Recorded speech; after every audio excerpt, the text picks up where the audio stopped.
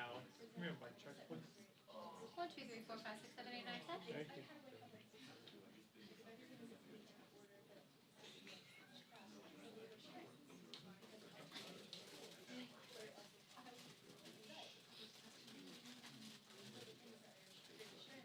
Use it here, no problem.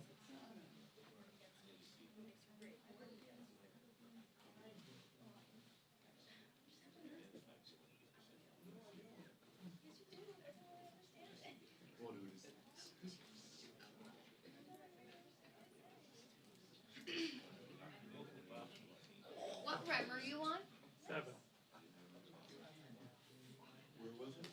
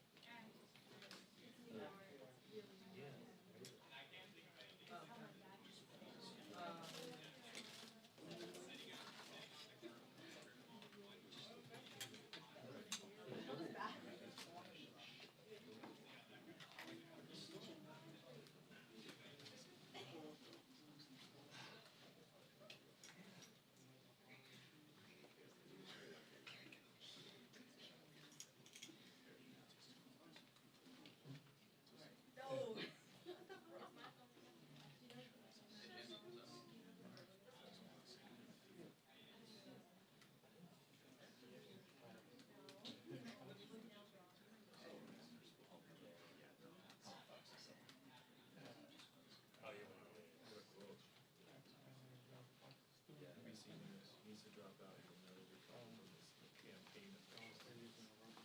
I've never seen that. Calls coming from inside the house.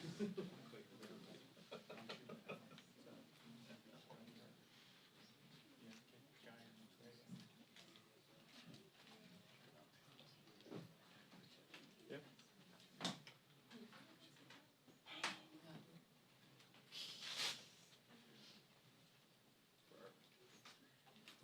Hey,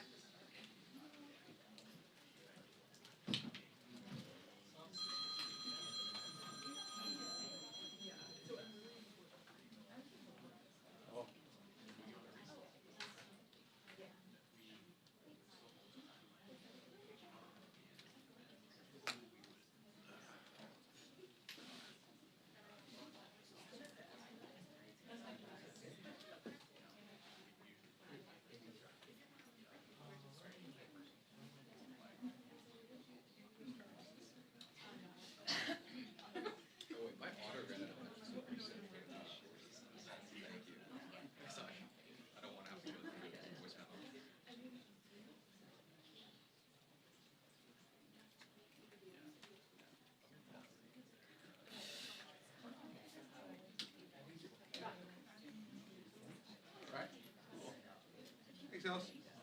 No, you take it. I mean, like November, we have to do it. Always been this past week.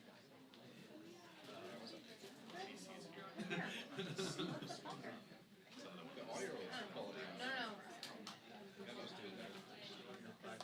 ours is under there. Oh, that's news channel. I don't know if they're here. If they come.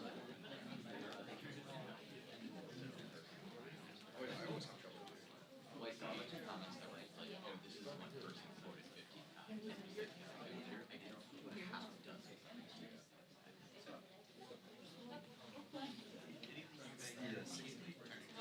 I think it's the only one that works on this side.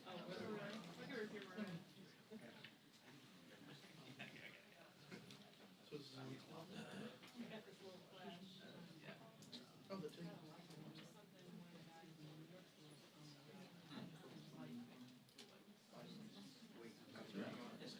Yeah. Oh, really? On my story. I don't understand. This is auto, like, instead of like, the hitches that she gave me. I wanna know.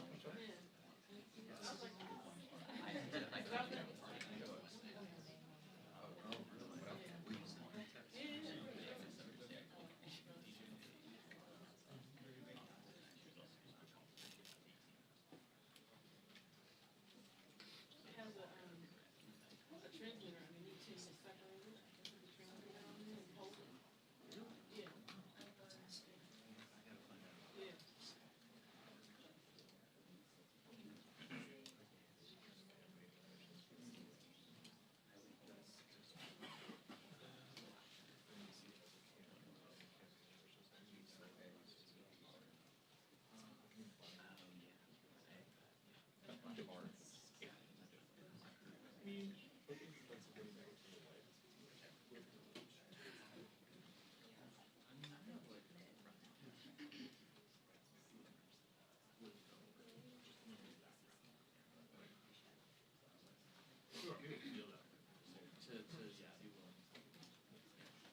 Hey.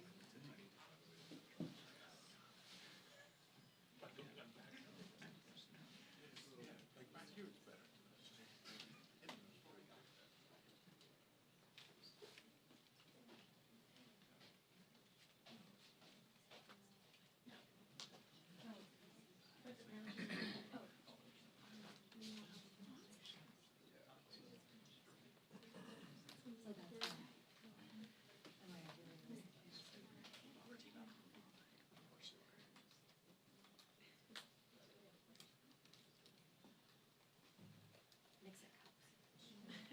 I need to go.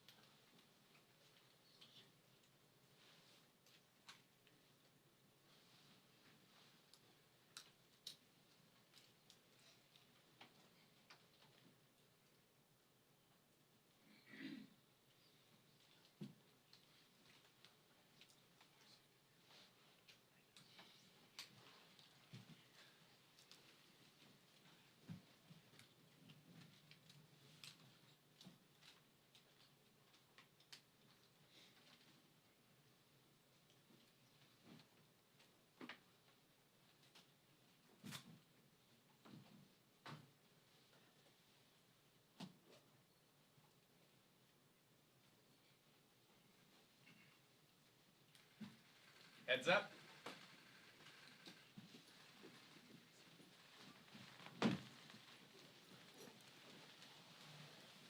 Good afternoon, everyone. This week has once again made clear that the extreme MAGA Republican agenda is to jam Trump's Project 2025 down the throats of the American people. What is Project 2025? It's dangerous, it's dastardly, and it's diabolical. Project 2025, the Trump and extreme MAGA Republican agenda, will criminalize abortion care and impose a nationwide ban on reproductive freedom. Trump's Project 2025 will end Social Security and Medicare as we know it. Trump's Project 2025 will destroy working families and the middle class in favor of the wealthy, the well-off, and well-connected corporations. Trump's Project 2025 is dangerous, diabolical, and dastardly. And we will not let the extreme MAGA Republicans hide this reckless agenda from the American people. And we need the American people to join us so we can stop it. Questions? Leader Jeffries, NBC News just in the last few minutes moved some reporting that several of President Biden's closest allies now say that he has zero chances of winning. A direct quote is, he needs to drop out from one Biden campaign official. He will never recover from this. After the week and a half that we've had, do you agree? Is it time? Throughout this week, as House Democrats, we have engaged in a process of talking to each other. Those conversations have been candid, comprehensive, and clear-eyed, and they continue. Until that process has concluded, I'm not going to address what any outside stakeholders may have to say about this matter. Sir, how much longer can you allow the groping to go on before it ultimately wounds him? House Democrats, Senate Democrats, and President Biden are unified on the affirmative agenda that we have for the American people related to lowering housing costs or ending price gouging or growing the middle class, defending democracy, and fighting for reproductive freedom. President Biden, House Democrats, and Senate Democrats are also united in pushing back against Project 2025 and the extreme MAGA Republican agenda. That's unifying, not dividing us. Leader Jeffries, President Biden has said he's staying in this race, but after your conversations throughout this week, do you think it's time for him to reconsider that based on what you're hearing? Our conversations have been candid, comprehensive, and clear-eyed, and they are ongoing. Leader Jeffries, you said that. Hold on. Leader Jeffries, Right there. You. Oh, thank you, Leader Jeffries. I do want to ask, so you have another frontliner coming out today, Congresswoman Hillary Scalton, calling for Biden to step aside. You have Greg Landsman saying that he's getting closer to that conclusion. Are you worried that Biden is a liability for your most vulnerable members? No. Do you think that Democrats still have a path to winning back the House if Biden stays at the top of the ticket? House Democrats will win back control of the House of Representatives on November 5th and vacate the extreme MAGA Republican majority as long as we are able to clearly communicate our agenda of putting people over politics, lowering costs, growing the middle class, defending fundamental freedoms and democracy, and contrast that with the extreme MAGA Republican agenda, which will destroy working families and the middle class way of life as we know it. Thanks. Do you believe Biden's made a final decision about whether to stay in the race? As I indicated, House Democrats are engaged in conversations with House Democrats at this moment in time. Those conversations have been candid, clear-eyed, and comprehensive. And that's important for us to do as a House Democratic Caucus family. And as long as those conversations are ongoing, I'm going to respect the sanctity of those conversations until we conclude that process. Thank you very much, Leader Jeffries. I want to ask about appropriations. The last time the Speaker's job was threatened, it was your caucus that bailed him out, gave him the support to survive, and that was very important to him maintaining his job. In that context, what are your priorities for the appropriations process that's underway, and do you plan to use your leverage over the Speaker to get some of your priorities through, and if not, then why not? In connection with the appropriations process, we've had no discussion about a theoretical or hypothetical motion to vacate. We take every issue and evaluate it in a serious, substantive, and sober fashion. That's before the Congress, and that's what we'll continue to do. With respect to the current appropriations process, we've been very clear that in May of last year, House Democrats, Senate Democrats, House Republicans, and Senate Republicans, in partnership with President Biden, reached an agreement connected to the Bipartisan Fiscal Responsibility Act. That agreement in this upcoming fiscal year calls for a top-line spending number of $1681. The Republicans in the House right now are marking up an appropriations bill at $1606. That means they are cutting $75 billion from their own agreement reached with everyone else under the Capitol Dome and President Joe Biden, along with Vice President Kamala Harris.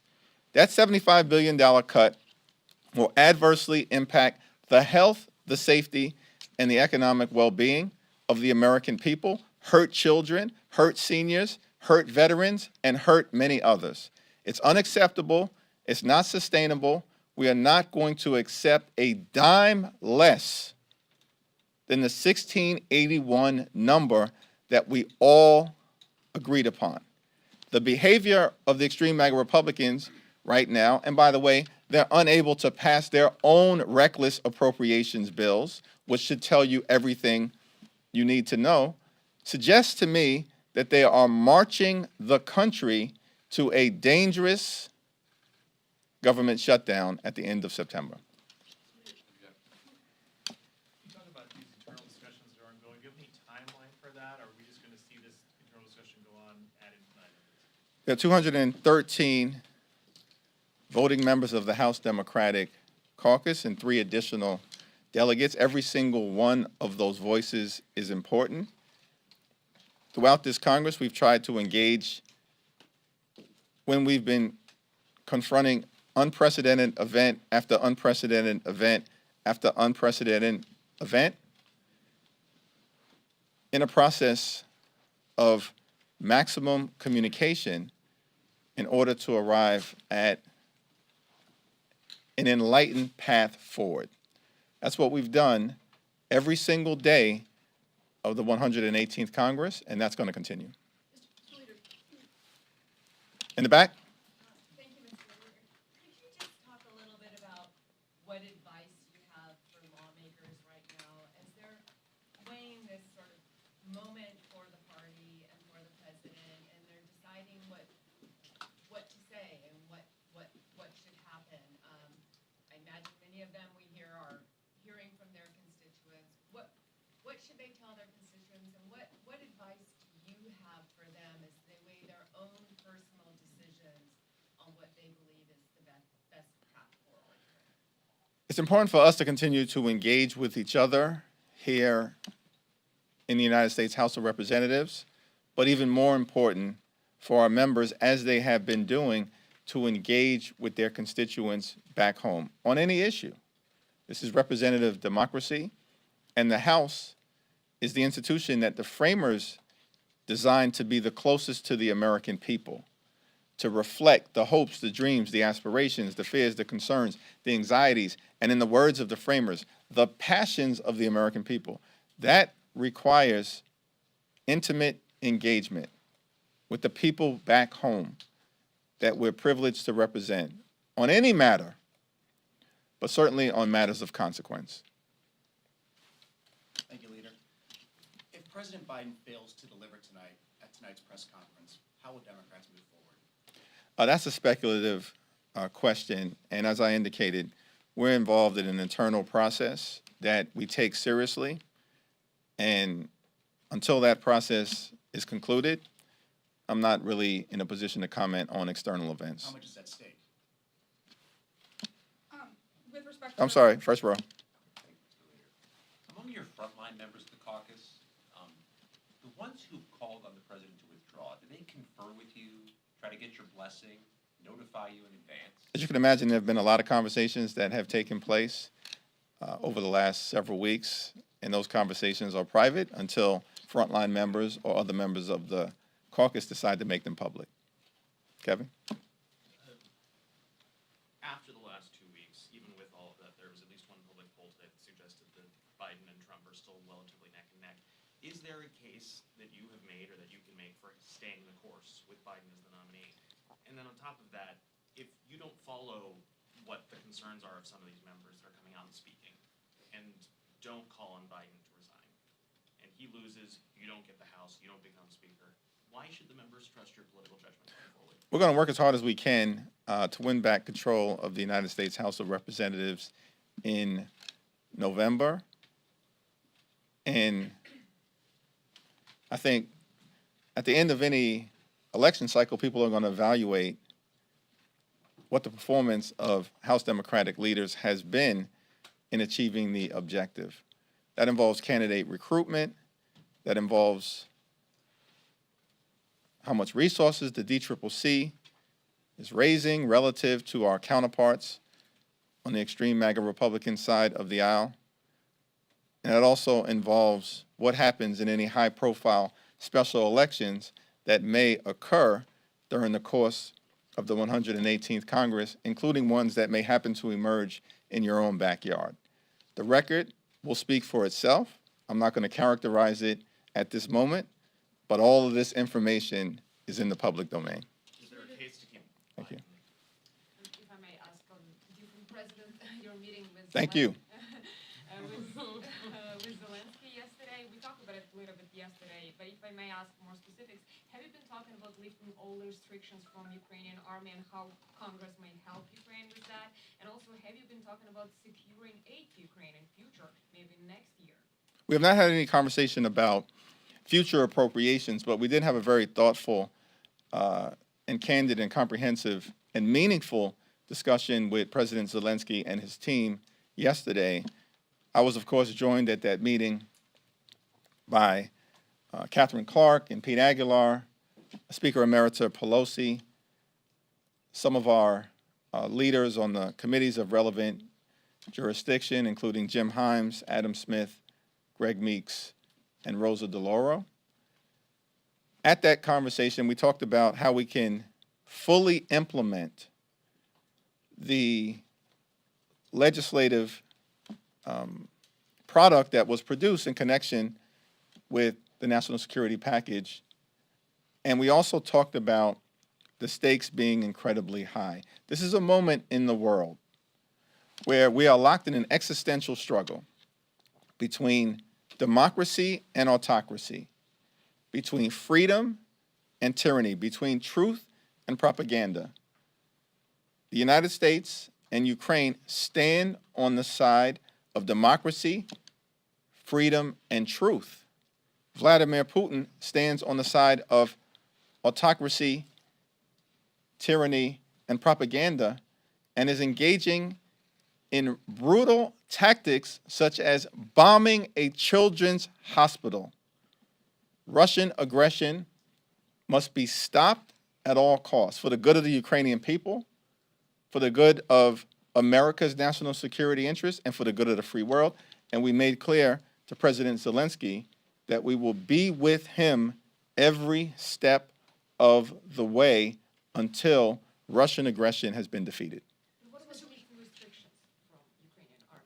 We discussed a wide variety of issues in terms of how to operationalize the legislative effort that was passed and signed into law by President Biden. Great leadership in that regard from President Biden. And we will follow up our conversation with President Zelensky with members of the administration. Thank you, Mr. Leader. The inflation report came out today with indicators that, the inflation is cooling. You mentioned Project 2025. There were some legislative failures on the floor for House Republicans today. Are you concerned that the conversations that are going on with your members, speaking to the press about Biden's candidacy, are a distraction from the message that you could be sending about the economy turning around, about Project 2025 as you led with, with your remarks with, the legislative branch approach bill failing? Are you concerned that those opportunities are being lost to this conversation that we're having about Biden's candidacy as it pertains to House Democrats?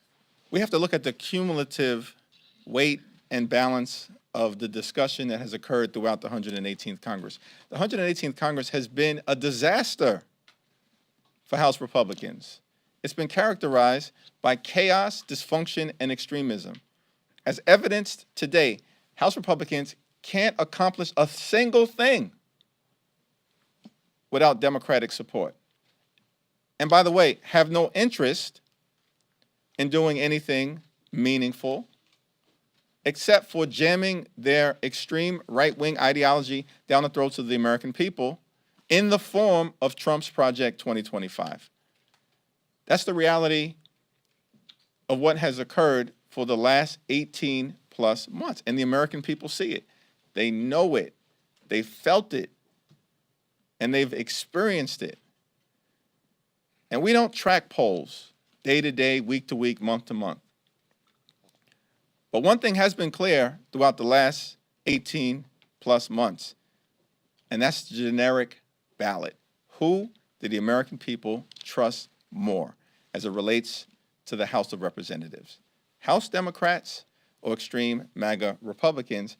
The data consistently speaks for itself. So you don't think that this week's event is going to have any adverse effect on that? We're going to continue to both thoughtfully engage in the conversations that we've been having with each other as a separate and co-equal branch of government here in the House of Representatives, and at the same time also make clear that we have to articulate a vision for the future that meets the needs of the American people, building upon the transformational progress that has been led by President Joe Biden. Last question. Next week is the GOP convention. I'm curious how Democrats are going to organize messaging or counter message around the GOP convention. The extreme MAGA Republicans can run, but they can't hide from the American people. And next week, we will see chaos, dysfunction, and extremism on full display. The notion that the extreme MAGA Republicans can convince anyone that they truly don't want to criminalize abortion care and impose a nationwide ban is a joke. The extreme MAGA Republicans are responsible for the situation that tens of millions of women find themselves in right now. We will continue to make clear, we believe in a woman's freedom to make her own reproductive health care decisions. Next week, we'll highlight, again, for the American people, that the extreme MAGA Republicans want to criminalize abortion care and impose a nationwide ban. We will make clear that we want to strengthen and protect Social Security and Medicare. The extreme MAGA Republicans want to end Social Security and Medicare as we know it. We will continue to make clear that House Democrats, Senate Democrats, and the administration are fighting to make life better for working families, the middle class, and everyday Americans, while at the same time, extreme MAGA Republicans simply stand up for the wealthy, the well-off, and the well-connected. Thank you, everyone. Thank you, Mr. Leader.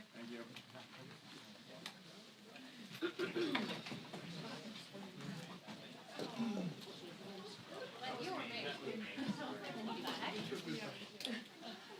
Tracy, thank you. I need to reform the act now. Go outside. Oh, okay, well then, yeah, the contract.